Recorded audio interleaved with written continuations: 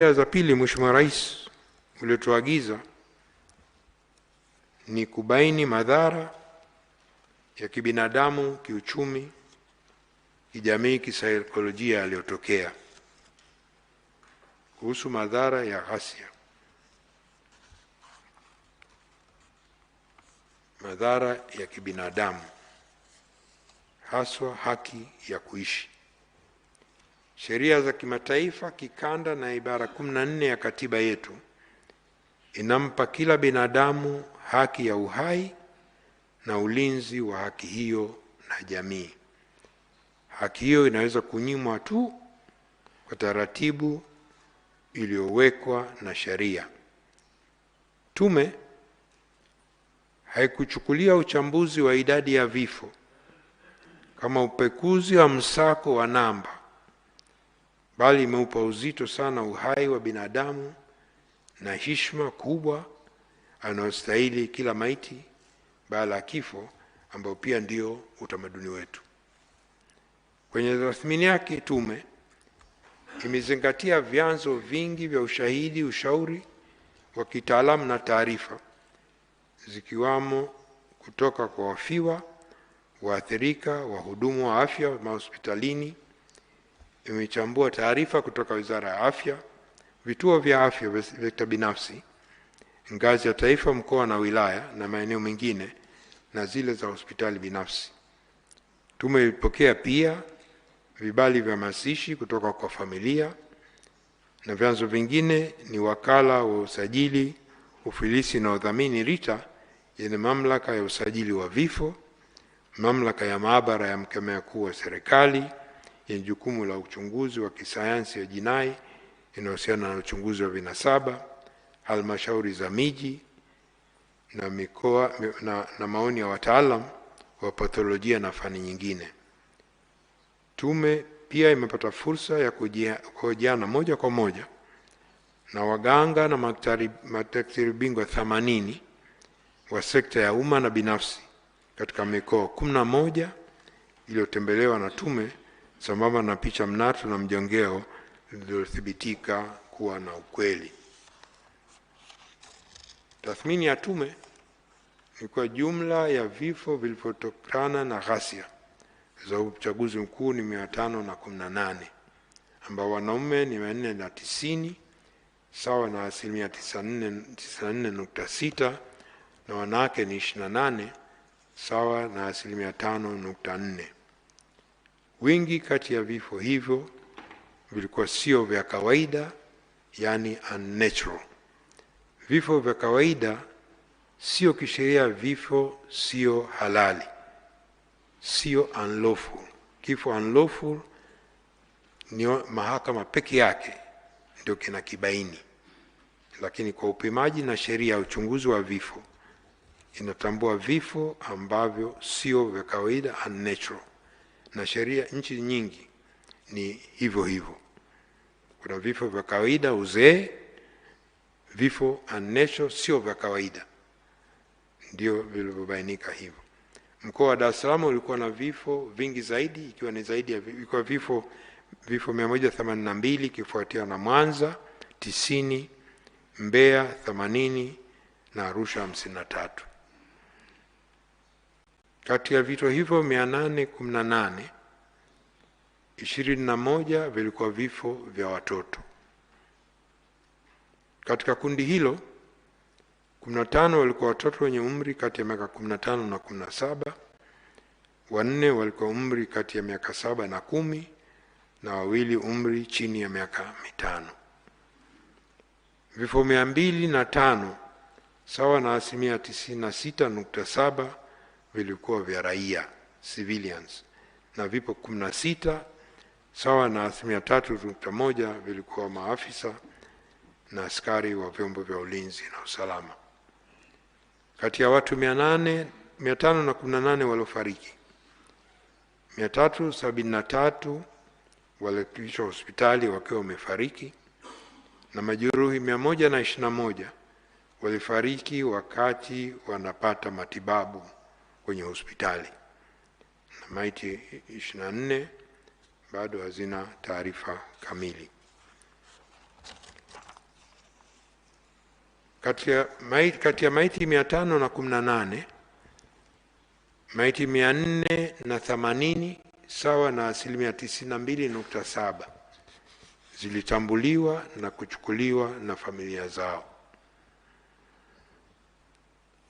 Mheshimiwa Rais, kwenye uchunguzi wa maiti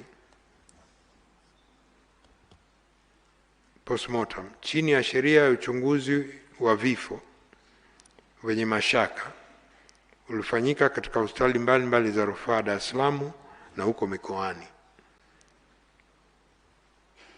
Uchunguzi huo zilifanyika dhidi ya maiti 260.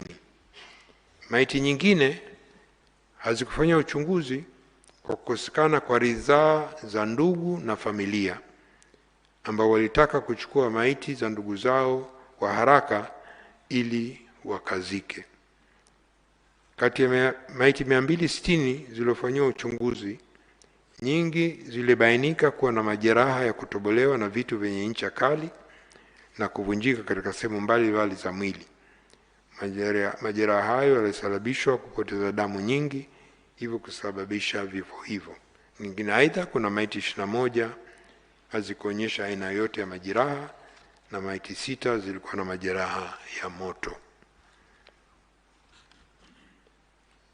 Maiti ambazo hazikuchukuliwa na ndugu. Maiti 485 katika maiti 118 zilitambuliwa na kuchukuliwa na ndugu zao kutoka vituo vya afya kwa ajili ya mazishi. Lakini maiti 6 tu ambazo hazikutambuliwa na hazikuchukuliwa. Kati ya hizo maiti 6 zimezikwa kwa mujibu wa kanuni za utupaji wa taka na mabaki ya miili ya binadamu na mamlaka za serikali za mitaa, ambao ndio utaratibu, ndio sheria nchini. Kuna maiti 3 tu ambazo bado zipo lakini zimefanyiwa uchambuzi wa kinasaba. Hizo ziko bado mkoa wa Dar es Salaam, bado mpaka leo ziko hospitali ya Muhimbili. Uchunguzi wa vinasaba pia ulifanyika kwa maiti 274 kwa lengo la kuchukua taarifa za kutambua maiti kwa usahihi. Taarifa hizi za kiuchunguzi zitasaidia sana kutambua ndugu na marehemu kwa ushahidi pale ambapo utahitajika.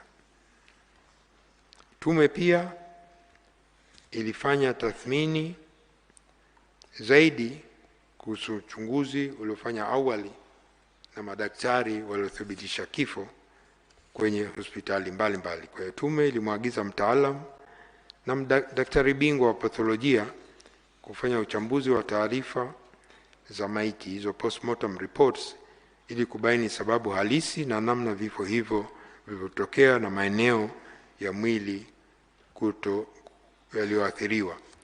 Katika kutekeleza agizo hizo, takriban taarifa za uchunguzi za maiti 216 zilifanyiwa uchambuzi wa kina. Uchambuzi huo ulibainisha kwa maiti hizo 219 zilitokana na vifo visio vya kawaida, na sababu ya kifo ya mmoja pia ilibainikwa, yani immediate cause ya vifo 147, ambayo ilikuwa ni kuvuja damu nyingi, kujeruhiwa ubongo, kukosa hewa, kujeruhiwa uti wa mgongo, majeraha mbalimbali, mshtuko wa moyo na kifo kimoja sababu hazikujulikana.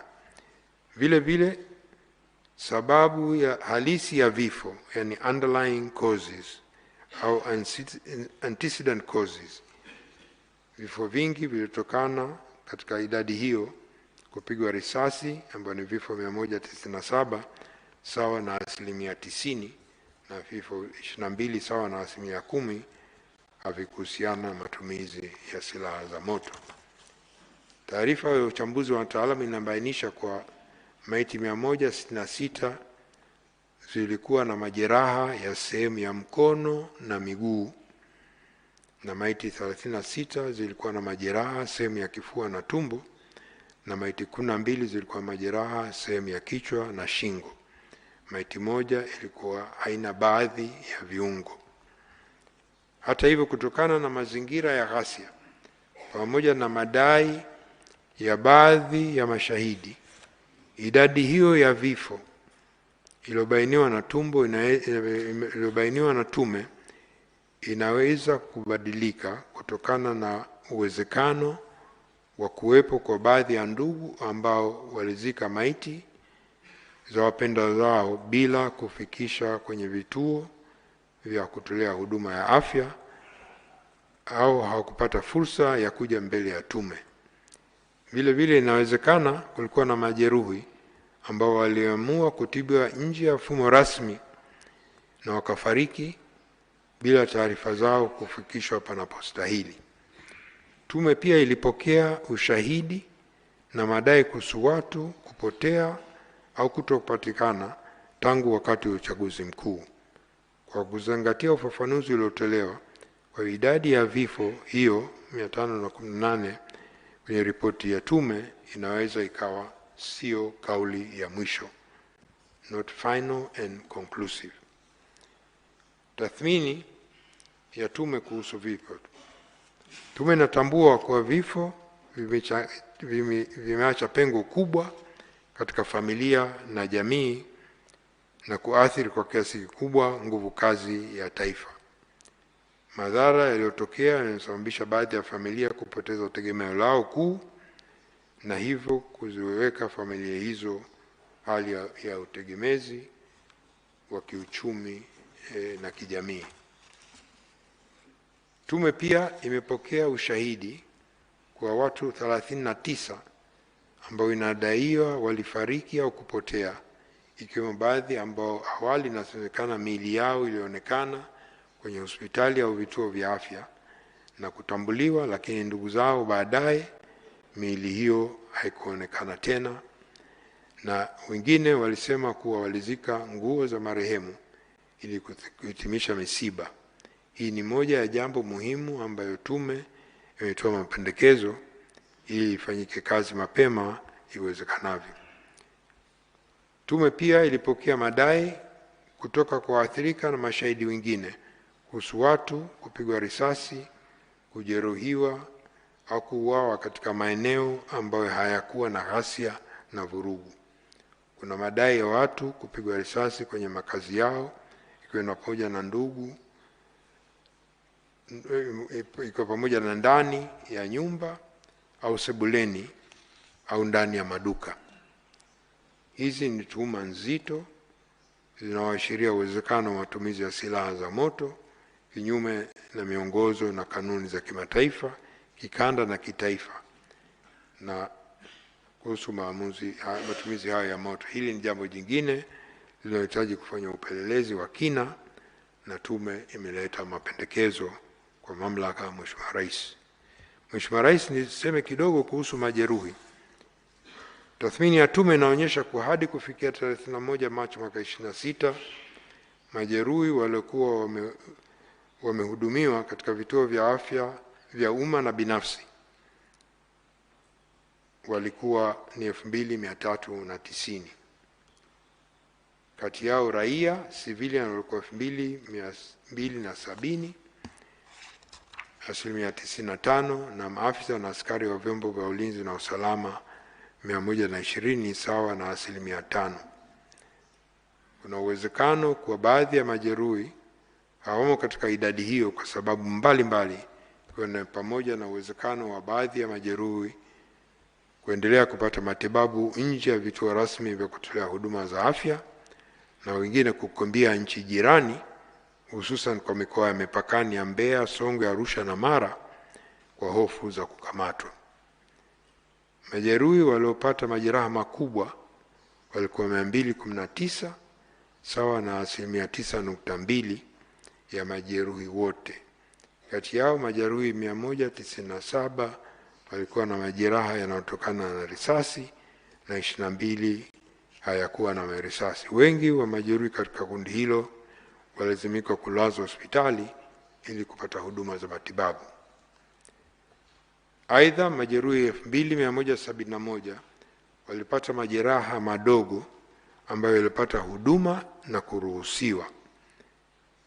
Kati yao majeruhi 833 walikuwa na majeraha yaliyotokana na risasi katika sehemu chini za mwili, wakati majeruhi 126 walikuwa na majeraha sehemu ya juu ya mwili, na uchunguzi wa kitabibu kwa majeraha wote ulifanyika kwenye vituo vya umma na huduma za afya, na majeraha wote hao